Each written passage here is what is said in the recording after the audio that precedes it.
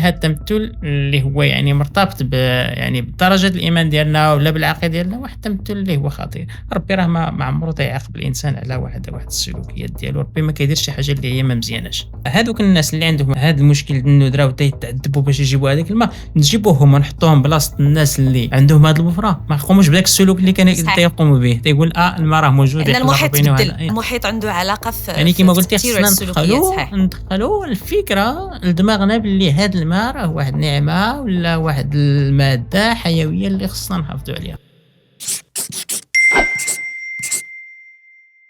السلام عليكم أستاذ. وعليكم السلام. مرحبا بك معنا اليوم في البرنامج اللي غادي نستضفوك فيه واللي غتنورنا إن شاء الله، برنامج واش عادي. مرحبا بك عندنا. شكرا جزيلا على الاستضافة. مرحبا بك، دار داركم. بغينا نتعرفوا عليك، نتعرفوا على لا بروفيسيون ديالك، الميولات ديالك، باش نعرفوا اكثر حنا والمشاهدين ديال البرنامج. نبدا بالاسم. محمد حسيسون، استاذ باحث بكلية العلوم التطبيقية بأيت ملول. التخصص ديالي هو الجيولوجيا، بالضبط كنخدموا على الماء. مرحبا، وهذا هو السبب الوجيه اللي استضفناك على اساسه. نبغي ان شاء الله ندردش معاك على هذه القضيه ديال الماء، هذه الماده الحيويه، هذه الماده اللي كتعطينا كمرادف الحياه. الا ما كانش الماء لا وجود للحياه. وبغيت نسولك كافتتاحيه، واش عادي نعيشوا ازمه العطش؟ هو بالنسبه لي هو عادي، امر عادي، لان كاين واحد مجموعه من التغيرات كيعرفها تعرفها الكرة الأرضية، وبالتالي تيكونوا مناطق تيكون فيهم العطش، تكون فيهم ندرة المياه، وتيكون واحد المناطق تيكون فيهم واحد فائض، ولا تنوصلوا حتى في بعض الأحيان الفيضانات. إذن عادي بلا ما نتخلعوا. عادي، غادي يجي الفرج بإذن الله إن شاء الله على رقبتك يا أستاذ. إن شاء الله. نمشيو نشوفوا معاك الناس كيفاش كيشوفوا هذا الموضوع هذا من زوايا مختلفة. كنعرفوا بأن الشريحة المجتمعية ديالنا أمة مغربية مسلمة، الأغلبية ديالنا مسلمين، وما نهضروش على الشريحة الأخرى لأن هذه اللي كتعنينا بالضبط. هذه الشريحة هذه كتعطي واحد التفسير لهذه المحنة ديال العطش. كيقولوا بأن هذه الأزمة ديال الظمأ هذه عقوبة ربانية وسخط إلهي، لأننا كنذنبوا بزاف وخرجنا على الطريق الصواب. هذا منظور، هذه رؤية الأخرى اللي كتحتكم العلم بزاف وكتقول بأن هذا الشيء اللي وصلنا ليه ما هو إلا مرحلة الكون كيدوز منها، ما هو إلا ان سيكل اللي الكون كله الطبيعة كتدوز منها. اشنو هو الأقرب إلى الصواب في نظرك كمتخصص في هذا المجال هذا؟ هو إلا انطلقنا من هذا التمثل ديال أن ربي تيعاقبنا حيت تنديروا سيئات، حيت تنديروا شي حوايج اللي هما ما مزيانينش، وهذا أنا من المنظور ديالي تيبان واحد التمثل اللي هو يعني خاطئ ولا بعيد عن الصواب. لماذا؟ غير إلا انطلقنا كما قلتي من المغرب، يعني كأمة اللي هي إسلامية، كنشوفوا التوزيع ديال هاد الثروة المائية في المغرب. راه كنلقاو في الشمال مثلا واحد المياه، واحد الوفرة ديال المياه، وبالتالي راه مؤخرا يعني المغرب دخل في واحد المشروع انه يجيب الماء من الشمال، يعني من البلاصه اللي فيهم واحد الوفره ديال المياه، مثلا جهه الدار البيضاء ولا جهه الرباط اللي فيه مثلا بدا الماء تينقص فيهم. الا انطلقنا من هذا المنظور ديال ان في الشمال عندنا فيه بزاف ديال واحد الوفره ديال المياه، وفي الجنوب عندنا فيه واحد الندره ديال المياه، يعني الناس ديال الشمال واش اكثر ايمانا ولا ما كيديروش هما سيئات ولا ما كيديروش هما ذنوب اكثر من الناس الجنوب؟ وبالتالي هذا التمثل اللي هو يعني مرتبط يعني بدرجة الإيمان ديالنا ولا بالعقيدة ديالنا، واحد التمثل اللي هو خطير. ربي راه ما عمرو تيعاقب الإنسان على واحد السلوكيات ديالو، ربي ما كيدير شي حاجة اللي هي ما مزياناش. رب الخير لا يأتي إلا بالخير. وبالتالي هاد يعني هاد تزيد المياه ولا الموارد المائية هي مرتبطة بواحد عوامل اللي هي طبيعية، مرتبطة بطبيعة الحال. كاين تدخل الإنسان كاين، ولكن مرتبط بالأخص بواحد الظواهر اللي هي جغرافية اللي هي طبيعية، يعني يعني واحد العوامل اللي كاينه في الغلاف الجوي والتغيرات اللي تتوقع في الغلاف الجوي. بالتالي تلقى واحد المناطق فيها وفرة، واحد المناطق فيها ندرة. يعني هو امر اللي هو طبيعي، امر اللي هو عادي. يعني من منظور كمختص كأستاذ في هذا المجال هذا، يعني لا علاقة العقاب الرباني ندرة المياه. لا واخا احنا غادي نخليو هذا الموضوع هذا، لان كاينين اراء بزاف كثيره في هذه القضيه هذه، لان كاينين ايات قرانيه كتقول العكس، ولكن غادي نخليو هذا الموضوع الى حلقه اخرى ان شاء الله نستفيضوا فيه اكثر. غادي ننتقل معاك لسؤال اخر. واش حنا عادي في ظل هاد الازمه اللي كنعيشوها يكون التعامل نفس هذا المجتمع هذا اللي كيهضر على انه راه كنديروا الذنوب وكيعاقبنا الله، يكثر فيه اللغط، لان كنعرفوا المجتمع ديالنا فيه بزاف ديال الهضره، كنهضروا بزاف على كل شيء، كنتقدوا كل شيء، ولكن ما كنتقلوش لي طاب الثانيه اللي هي الفعل. واش عادي هذا المجتمع اللي كيهضر على العقاب وعلى الاضطرابات مع الماء كيتعامل مع هذه الماده الحيويه بهذا الاستهتار؟ في نظركم استاذي فين هي الحلقه الضائعه هنايا؟ هو كما قلتي يعني هاد الماده اللي هي حيويه اللي هي الماء، راه هي الاصل ديال اي حاجه ديال كل شيء. راه ربي سبحانه قال وجعلنا من الماء كل شيء حي. يعني الا كنا كنتعاملوا مع، نعطيك اي مثال. في الثقافه ديالنا حنا كمغاربه كمسلمين تنتعامل مع الخبز بانه نعمه مقدس. لا واه مطر من الخبز، لا واه هذا كاين ميم اللي تيبان له واحد الخبز مرمي في واحد البلاصه، تيهزو تيبوسو تيبعدو على الطريق باش ما يوطع عليه شي حد الى اخره. سلوك مزيان كيبان ليا. مزيان، هو سلوك مزيان، غير الا كنا كنديروا هذا السلوك مثلا مع الخبز نديروا حتى مع الماء. ياك الخبز نعمه، راه الماء هو الاصل ديال هذه النعمه ديال الخبز. اللي كان محل اللي كنصنعوا منه الخبز ولا الشيء اللي كنصنعوا منه الخبز، راه الا ما كاينش الماء راه ما يمكنش يكون عندنا. يعني هنا هذا الموضوع عنده علاقه بطريقه التفكير ديال المجتمع ديال الفرد.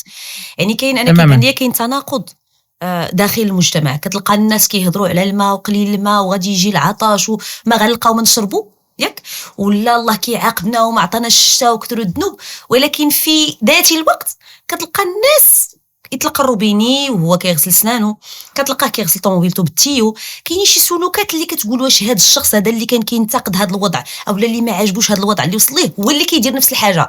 انا كتبان لي بغيت نعرف فين هي الحلقه هنايا، شنو هو الاشكال هو الانانيه.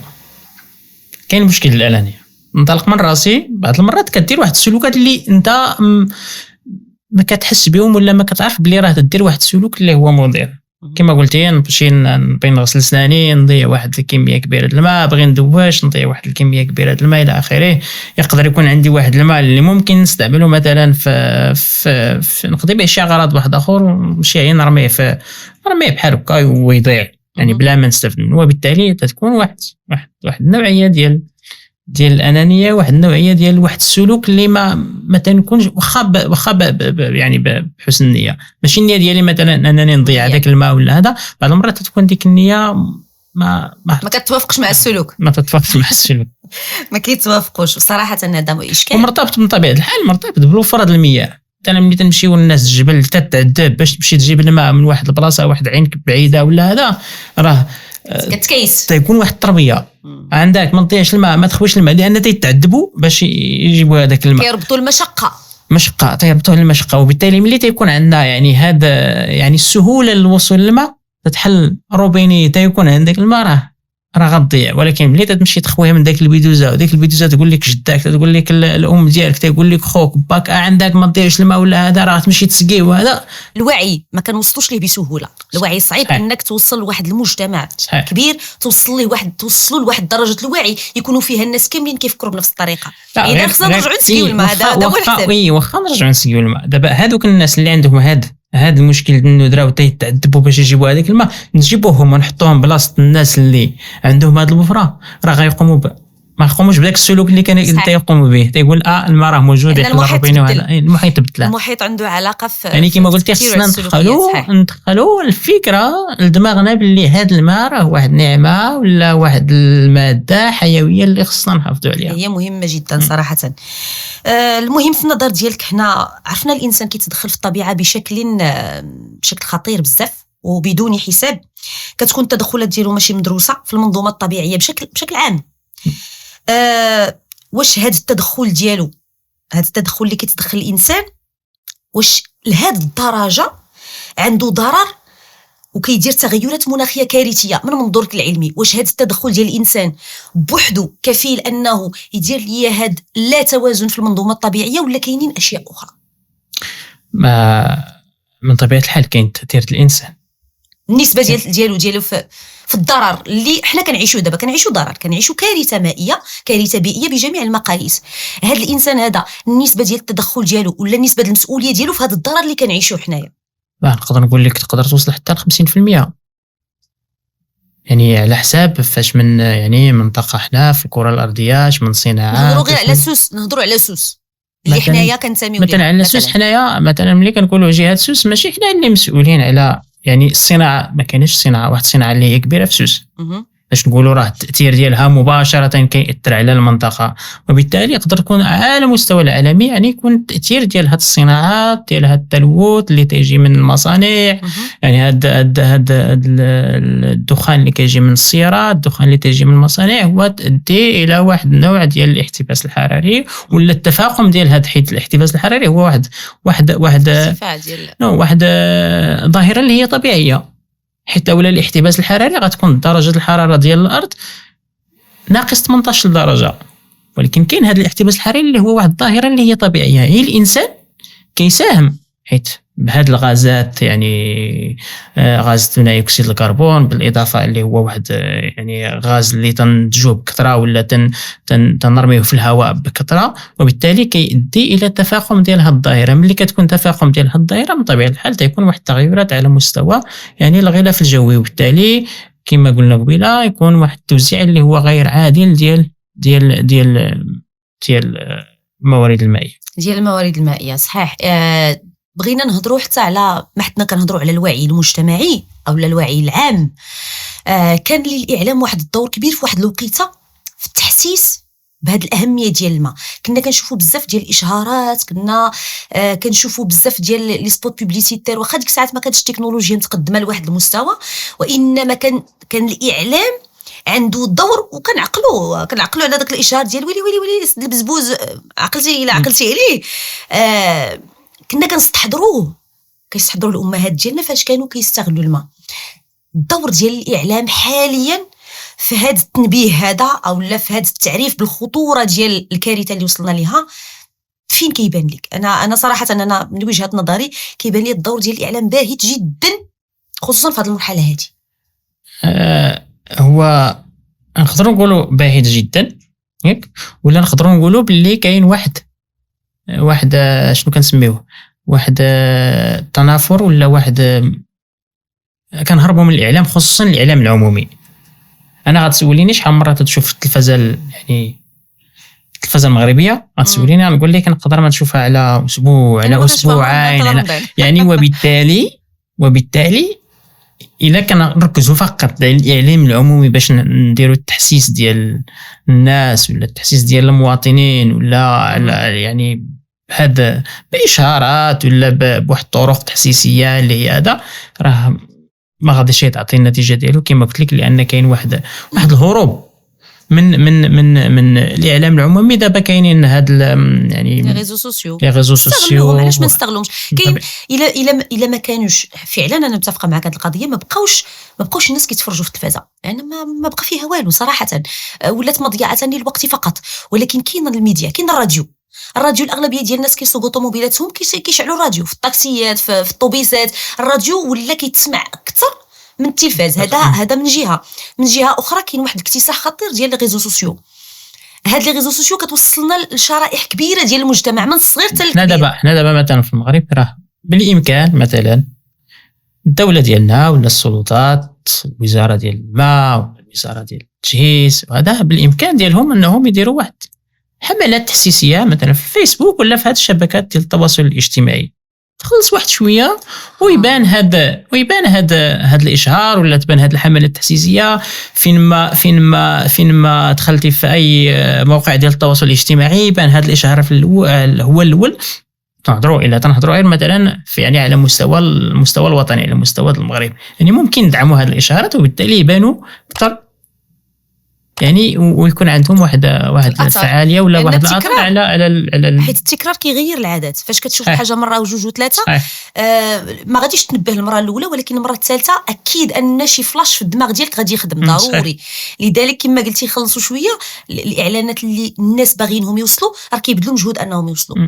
ولكن هاد الاعلانات هادو او هاد الحملات التحسيسيه واخا ما غاديش تعطينا واحد الاكل ديالها 100%، ولكن كوميم احسن من لا شيء. شتي الا كنا 100 واحد ياك، كنا 100 واحد درنا لهم واحد الحمله تحسيسيه وما احسن نجبدوا منهم واحد 10 الناس، يعني واحد 10% ياك، نجبدوا من واحد 10% ونأثروا عليهم بهذه الحمله التحسيسيه، ولا ما نديروش كاع هذه الحمله وما نأثروا على حتى شي واحد. لا ضروري التأثير ضروري، لأن حاجه ملحه ماشي شي حاجه اللي عندنا مازال فيها الاختلاف. يعني اي حمله تحسيسيه راه تعطي الكل ديالها وتعطي بالنتيجه ديالها. غير كما قلت لك خصنا نقلبوا على وسائط وحدين اخرين، ما نكتفيوش غير بالتلفزه، لان كنهضر على يعني اصحاب القرار. اصحاب القرار غالبا كيتوجهوا للتلفاز العمومي، القنوات العموميه باش يوصلوا واحد الرسائل. ولكن سمحتي لي استاذ نقاطعك بما اننا كنهضروا على الوعي، لان باش نحافظوا على هذه النعمه هذه خصنا نكونوا على عندنا واحد الوعي كافي وعندنا واحد الايمان كبير.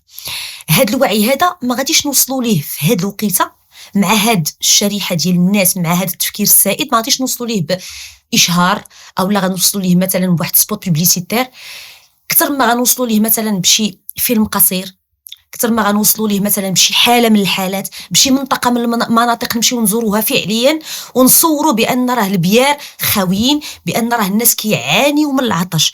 لان فاش كتوشي المشاعر ديال الانسان كتوصل ليه اكثر مما كتبغى تنظر عليه، حيت التنظير ما بقاش خدام. انا نقول لك مؤخرا درت واحد الزياره المنطقه ديال سهل ربيع ديال تدلا.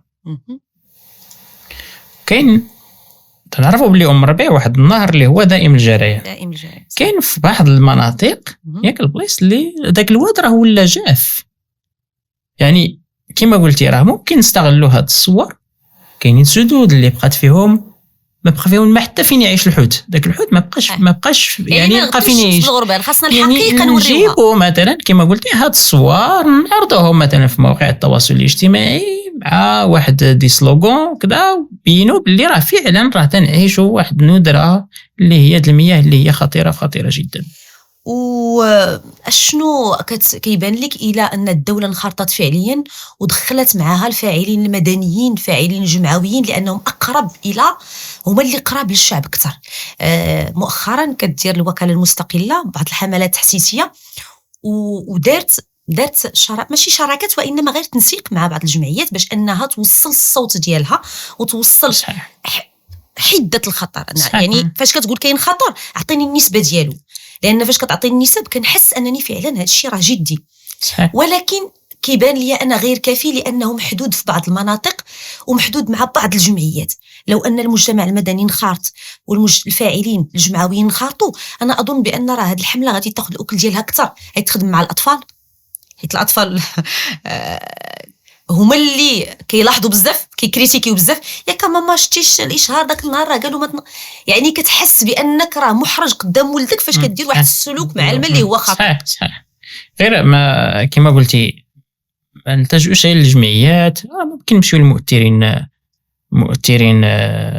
في مواقع التواصل في مواقع التواصل الاجتماعي. نقدر حتى هما يعني هما يتعاونوا معنا، نقصوا شويه كما قلت لك قبيله، نقصوا شويه من الانانيه. اذا نقصنا من الانانيه راه ممكن نوصلوا يعني افكار، نوصلوا نحسوا هاد الناس باش يحافظوا لنا شويه على هاد الماده. وما نكتفيوش غير بالجمعيات، حيت الجمعيه ممكن يعني تستهدف بعض الأحياء، تستهدف بعض الناس، ولكن ماشي كل شيء. وبالتالي غير إلا شفنا هي شي مؤثر مثلا في هذه المواقع التواصل الاجتماعي اللي تيتبعوا 1 مليون ولا 2 مليون ديال الناس، إلا كان دار غير واحد فيديو قصير ويبين مثلا هاد الصور، نعطيوه حنا صور، نعطيوه يعني الحالة فين وصلت في هذا الموارد المائية، يعني يقدر يجبد لنا واحد كما يقدر قلت يرفع لك لنا الوعي شويه، يقدر يأثر على تغير واحد نظرة الإنسان سميتو مؤثر، يقدر يأثر على واحد الشريحه ولا يأثر على واحد النسبه. ما كان ماشي بدينا حمله اليوم خص النتائج ديالها غدا ولا بعد غدا، خصنا نخدموا شويه كما تنقولوا بالفرنسيه الون تيرم، مويان الون تيرم، مويان اي الون تيرم. ما نتسناوش النتيجه يعني تكون انيه والنتيجه اللي تكون. ولكن استاذ حنا في هذه الحاله كنحتاجوا بغينا نتائج اللي هي تكون سريعه، لان 6 سنوات من الجفاف ما سهلش، صعيبه. ولاو الناس صراحه انا شخصيا وليت كنخاف نحل الروبيني، لان ما كتحسش بواحد النوع ديال الامان وانت كتستعمل الماء، ماشي حيت غيضرك ولكن كتخاف يسالي، لان الا سال الماء غادي تسالي الحياه ديالك، راه الماء مرادفه الحياه. اذا خاصنا شي حل شويه يكون مستعجل. نبغي نهضر معاك واحد شويه على، هضرنا على التمثل اللي عنده علاقه بما هو الشرعي، والتمثل اللي عنده علاقه بما هو الطبيعي. واش كاين شي دراسات علميه اجريات كتاكد واحد النظريه من هاد النظريات اللي هضرنا عليهم وكتفند الاخرى او لا؟ من ناحيه اش؟ من ناحيه داك التمثلات اللي هضرنا عليهم، فاش قلنا بان كاين اللي كيشوف بان الندره ديال الماء عنده علاقه بالدين، وكاين اللي كيشوف الندره ديال الماء عنده علاقه بما هو طبيعي. واش باش نقنعوا اكثر الناس، واش كاينه شي دراسه، واش كاينه شي مدرسه غادي نلجؤوا ليها تبين لنا بان راه فعلا كاينين دي سيكل؟ ولا كانوا عندك شي امثله في ديال الازمان الغابره؟ عطينا شي مثال باش من طبيعه الحال كاين واحد المجموعه من الدراسات، اللي كتدرس، حيت كما قال ما عقلتش واحد الرئيس ديال الاتحاد السوفيتي سابقا، باش تمشي خطوه لقدام خصك ترجع 2 خطوات للور. اكيد. دونك الوغ باش نمشيو يعني باش نفهموا شنو اللي تيتسنانا، خصنا نرجعوا للمعطيات السابقه، خصنا نرجعوا للتاريخ ديالنا. وبالتالي هاد الدراسه ديال هاد المعطيات السابقه تتبين فعلا باللي كاين واحد التناقص في التساقطات المطريه، كاين واحد الارتفاع في درجات الحراره. مثلا هنا في سوس درنا واحد مجموعه من الدراسات تتبين باللي فعلا مثلا المتوسط اللي كان طيح في سوس اللي هو 250 ملم في السنه ولا 300 ملم في السنه، راه ولا دابا قل من هذاك الشيء، يعني تيكون قل من 100 يعني في بعض السنوات. وبالتالي كاين واحد تناقص في هذا التساقطات المطريه، وكاين واحد التفاقم في ارتفاع ديال درجة الحرارة. وبالتالي يعني واحد المجموعة من المنظمات العالمية دارت سيناريوهات على إلا كنا مثلا حافظنا نقصنا من الانبعاثات ديال الغازات، وحافظنا من يعني حافظنا على هذا ارتفاع درجة الحرارة تقريبا ب1.5 درجة، يعني غيكون واحد السيناريو اللي هو مزيان، غيكون عندنا واحد يقدر نقص درجة الحرارة المتوسطة ديال الأرض ولا 5 قرة. ولكن إلا مثلا زدنا في هذه الانبعاثات الغازات وصلنا 3.5 ولا وصلنا لواحد سيناريو اللي هو يعني كما كنقولوا بيسيميست، يعني يقدر يكون واحد التفاقم اللي هو كبير، وغيكون واحد التأثير اللي هو كبير على هذا المناخ ديال الكرة الأرضية بشكل عام. وبالتالي نرجع للسؤال ديالك، قلتي باللي واش هاد يعني الظاهرة مرتبطة يعني بتأثير الإنسان ولا عبارة عن يعني واحد سيكل ولا واحد يعني تعاقب ديال الجفاف، الوفرة إلى آخره. هنا نقدر نقول بلي راه كاين 2 المدارس. المدرسة الأولى كاين اللي تتقول بلي راه كاين تأثير نتاع التغير المناخي اللي السبب ديالو هو الإنسان، بالتالي راه كنلاحظوها غير إلا انطلقنا من مثلا دراسة المعطيات ديال من بعد الثورة الصناعية، كنلاحظوا باللي راه كاين تأثير فعلا ديال الإنسان، وكاين واحد ارتفاع في درجات الحرارة، وكاين واحد الانخفاض في المتوسط ديال التساقطات. المدرسة الثانية هي المدرسة اللي تقول باللي هذا عبارة عن يعني ظاهرة اللي هي طبيعية، تتكون يعني تعاقب ديال الوفرة، تعاقب الندرة، يعني الجفاف إلى آخره.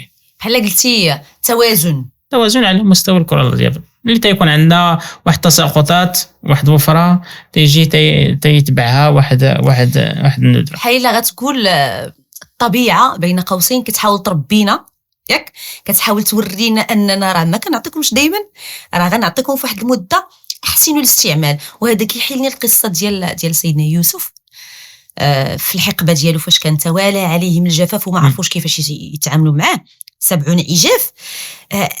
هاد القصه بحال لا شحال دابا حنا في من سنوات الجفاف في المغرب مثلا 6 سنين 6 سنين، يعني بحال هاد 7 سنوات تقريبا. انا هادشي اللي ربط يقدر من بعد هاد 6 سنين بغى الله سبحانه وتعالى بحال قلتي ربينا يورينا بانه راه مادمنا كنتدخلوا وما كنحافظوش على النعم اللي عطانا بين قوسين، راه ممكن اننا نعانيو، ولكن راه كيجي الفرج من بعد. داك الفرج الا جا كيفاش غتعاملوا معاه؟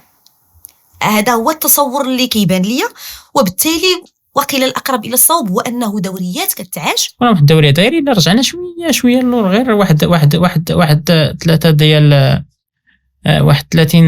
30 سنه ولا 40 سنه تلقاو مثلا في 95 96 كانت واحد الوفره، كانت تساقطات اللي هي عامه الى اخره.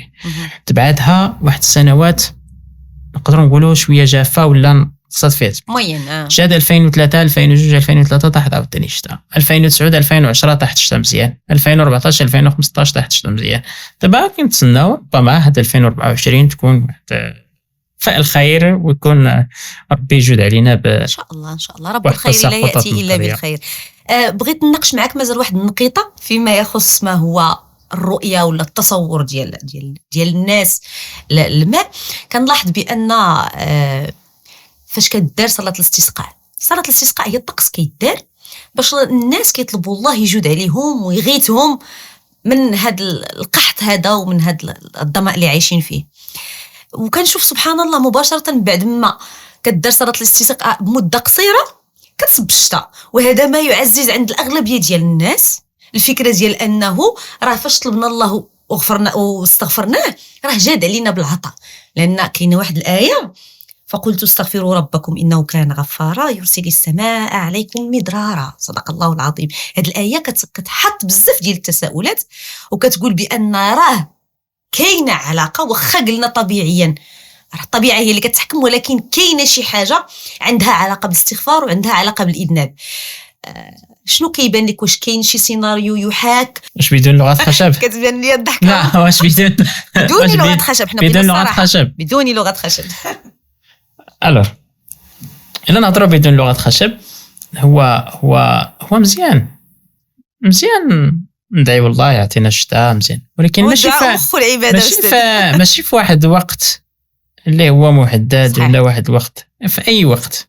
يعني الا كنا تنطلبوا الشتاء تنطلبوا الغايه تنطلبوا ديما، ماشي نبقاو حتى كانت زيرو. علاش ما نطلبوش الله ملي تنكونوا حنايا عندنا الوفره؟ الا كنا يعني كنامنوا بهذا، عندنا هذه العقيده ديال خصنا نامنوا بالله وخصنا هذا وخصنا هذا، خصنا ندعيو كل مره، ماشي نتسناو حتى تنزيرو عاد ندعيو. حتى من منظور اخر الله سبحانه وتعالى ليس بظلام للعبيد. ممكن كيكونوا دراري صغار ما لا يذنبون، كيكون عندنا البهائم لا تذنب، كيكون عندنا الناس اللي هما اتقياء. واش غادي ياخذ هاد الناس كاملين بذنب واحد او لا جوج؟ هذه تساؤلات كنطرحوها باش اننا نستفزوا شويه التفكير ديال الناس يفكروا شويه. وباش نختم معاك بغيت نعطي واحد الخلاصه على هذا الحوار كاع اللي قلنا، شي خلاصه قيمه اللي نقدموها للمشاهدين ديالنا ويفكروا معنا فيها ويعطيونا التصورات ديالهم والاراء ديالهم في الكومونتير ان شاء الله. هو اش نقول لك يعني كخلاصه، وكما قلنا هذا التمثل ديال ان ربي تيعاقبنا وربي ما تعطينا الشتاء حتى نديروا بزاف الذنوب، ومن طبيعه الحال الانسان يحاول يجاهد في راسه، يحاول يصفي النيه ديالو، يحاول مثلا يعني يدير واحد السلوكيات اللي هي سلوكيات كتماشى معه كانسان فقط، وسلوكيات ما تكونش انانيه. صحيح. تيقولش انا عندي الوفره د المياه خصني يحل الروبينين نضيع الى اخره وهذا نعمر. تنشوف هاد السلوكيات تنشوفهم فين ما ماشي غير في التعامل مع الماء، في التعامل مع اي حاجه. يعني ياك انا كنخلص وخليني نخسر، هذا هي الفكره اللي ما تكونش هاد نحاولوا ما تكونش هاد الانانيه. نحاولوا حنا حيت تنقولوا خصني نبدا براسي هو الاول، ونحاول ناثر على اللي قريب ليا. صحيح. يعني بحال ديك التجاره شنو تتسمى ديك التجاره ديال الحراميه والى اخره. أها. يعني تنبنيو شويه بشويه، تنبدا من انا هو القاعده مثلا، صحيح. تنبدا بلونطوراج ديالي، بالعائله ديالي، بلي زامي ديالي الى اخره. هذوك لي زامي ديالي ولا العائله ديالي حتى هما يقدروا ياثروا على لي زامي ديالهم، كتبدا هاد يعني اي واحد مثلا تيشوف هذا البرنامج ولا تيشوف واحد البرامج اللي هي عندها ايجابيه، يحاول يكون سفير ولا يحاول يعني يستخلص منهم هاد ما هو ايجابي، ويحاول ينشر حتى هو من الموقع ديالو. راه هذه مسؤوليه، لان مسؤوليه من طبيعه العلم مسؤوليه. فاش كتكون على علم بواحد المعلومه ما، راه على عاتقك انك توصلها وتوصلها بكل حياديه وبكل نزاهه. ما بقى لي الا نشكرك ونورتينا وشرفتينا، عطيتينا شي افكار اللي كانت صراحه كتدور ولكن كتمشي، ولكن اليوم تمحصنا فيها جميعا. كنشكرك جزيل الشكر. انتم شكرا على هذه الدعوه، وكنتمنى يعني يكون عندها واحد تأثير، اكيد ان شاء الله يكون عندها صدى في المدى القريب ولا في المدى المتوسط. ان شاء الله يكون عندها صدى باذن الله، وان شاء الله تكون لنا فرصه اخرى في لقاء اخر. تشرفت بك استاذ، ومرحبا بك، وشكرا لك اي تجيتي عندنا في البرنامج ديال واش عادي. شكرا جزيلا.